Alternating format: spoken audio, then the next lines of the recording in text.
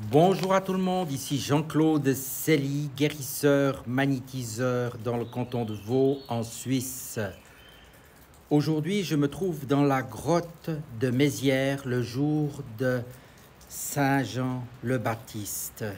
Mais tout d'abord, êtes-vous bien abonné à ma chaîne YouTube car cela me permet réellement d'avancer. Je vous en remercie. Merci aussi de liker et de partager cette vidéo si vous l'appréciez. Et sous ces dernières, vous trouverez des liens utiles comme mon site internet ainsi qu'un numéro de téléphone pour me contacter. Nous allons célébrer ce jour dans cette grotte qui est très vibratoire. Toi, Saint Jean-Baptiste, tu es le seul saint avec notre très sainte Vierge dont la liturgie célèbre la naissance. Tu es étroitement lié au mystère de l'incarnation de Jésus. Saint Jean, tu es né 6 mois avant le Christ, d'une parente de Marie, et tu es en cela le précurseur de la venue du Messie. Et toi, petit enfant, tu seras appelé prophète du Très-Haut, car tu marcheras devant le Seigneur pour lui préparer les voies, pour donner à son peuple la connaissance du salut, pour la rémission de ses péchés. L'Église célèbre ainsi la naissance du Sauveur au solstice d'hiver et celle de Saint Baptiste ou Saint Jean le Baptiste au solstice d'été. Il fait la passerelle entre l'Ancien et le Nouveau Testament. Il ferme la mission des prophètes et ouvre celle des apôtres. Il est celui dont il est écrit « Voici que moi j'envoie mon messager en avant de toi pour préparer ta route devant toi. En vérité, je vous le dis, parmi les enfants des femmes, il n'y en a pas surgi de plus grand que Jean-Baptiste, et cependant le plus petit dans le royaume des cieux est plus grand que lui. » Sa venue est miraculeuse car sa mère était déjà d'un âge avancé et surtout stérile. L'annonce de sa grossesse fut un choc pour son époux qui en resta littéralement muet. La naissance de l'enfant lui fit perdre son mutisme et il le nomma Jean pour la signification de ce prénom. Le Seigneur fait grâce. Salut Jean, Saint Jean répondit au rôle que sa naissance lui attribua. Il prépara la venue du Messie en baptisant les gens dans le fleuve du Jourdain et en les invitant à faire pénitence. C'est ainsi qu'il acquit le Baptiste, à son prénom, le baptiseur. Au début de la prédication du Christ, il mourra décapité dans la prison d'Hérode après avoir dénoncé la mauvaise conduite de ce dernier. Saint Jean précède donc le Christ par sa naissance et par sa mort, préparant pour lui le chemin. Je dois maintenant diminuer pour que le Christ croisse. Dans son sermon sur la naissance de Jean-Baptiste, saint Augustin explique avec clarté la place spéciale qu'occupe Jean-Baptiste. Jean naît d'une vieille femme stérile. Il est au terme des prophètes.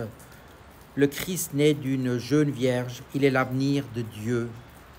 La naissance de Jean affronte l'incrédulité et son père devient muet. Marie croit à la naissance du Christ et elle l'engendre par la foi. Ô bienheureux Jean, toi qui as baptisé le Fils de Dieu, tu étais rempli de l'Esprit Saint avant même d'être enfanté, et tu reconnaissais Dieu avant que le monde ne l'ait connu. Tu as reconnu la mère de ton Dieu avant que ta mère l'ait salué. Ami de Dieu, intercède pour nous. Amen.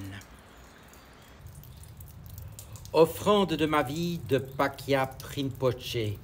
Dans toutes les directions puissent tous les êtres qui souffrent dans leur corps et leur esprit obtenir des océans de joie et de bonheur par les mérites que j'ai ainsi créés, qu'aucun être ne souffre, ne commette de négativité ou ne tombe malade, que personne ne soit sous l'emprise de la peur ou de l'oppression, l'esprit accablé par le désespoir, que les aveugles voient les formes, que les sourds entendent les sons, que ceux dont le corps est usé par de pénibles labeurs se rétablissent en trouvant le repos, que ceux qui sont nus soient vêtus et ceux qui ont faim soient nourris, que les assoiffés puissent trouver de l'eau pure et de délicieuses boissons, que les indigents trouvent des richesses et que ceux prostrés par le chagrin retrouvent la joie, que les désespérés retrouvent l'espoir, la stabilité et une prospérité parfaite. Par la grâce des dieux, puisse la pluie tomber au moment opportun et la récolte être abondante.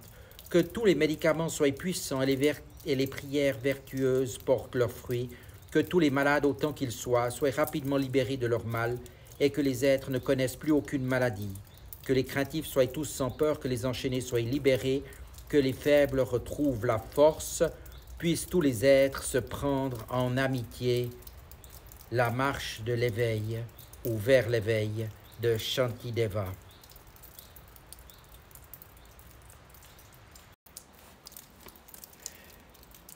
Du foyer de lumière dans la pensée de Dieu, que la lumière afflue dans la pensée des hommes, que la lumière descende sur la terre. Du foyer d'amour dans le cœur de Dieu, que l'amour afflue dans le cœur des hommes, puisse le Christ revenir sur terre.